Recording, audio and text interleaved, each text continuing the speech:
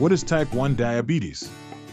In this video, we will talk about what is happening in a body with diabetes, as well as without.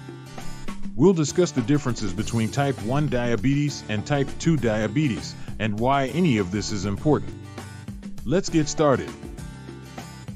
Everyone has an organ called the pancreas. Your pancreas is behind your stomach. The pancreas does lots of cool things. One thing it does is store beta cells, which make insulin.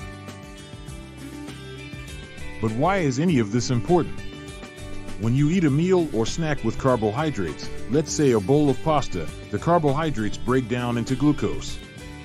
The glucose travels through your blood and needs insulin to enter cells, such as muscles and the liver, to be used for energy. There are three important pieces to getting glucose into the cells.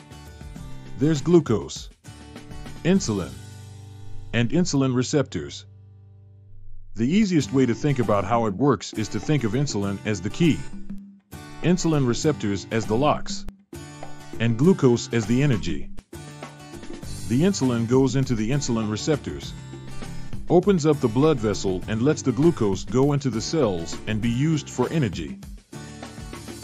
Type 1 diabetes is an autoimmune process, which means that the body attacks itself. For type 1, your body attacks and destroys its own beta cells. Without beta cells, no insulin can be made. Remember, there is absolutely nothing that could have been done to stop this from happening. With type 2 diabetes, people still have beta cells and can make their own insulin. The insulin just doesn't work with the insulin receptors, the lock is broken, and the glucose can't get into the cells. The treatment for type 2 diabetes is different than type 1. Please watch our video on type 2 diabetes to find out more. So you have type 1 diabetes and aren't producing insulin. What happens to the carbohydrates in your pasta bowl?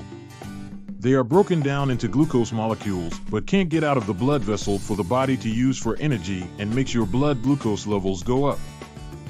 When your blood has a lot of sugar in it, you may pee a lot because your body is trying to get rid of this sugar.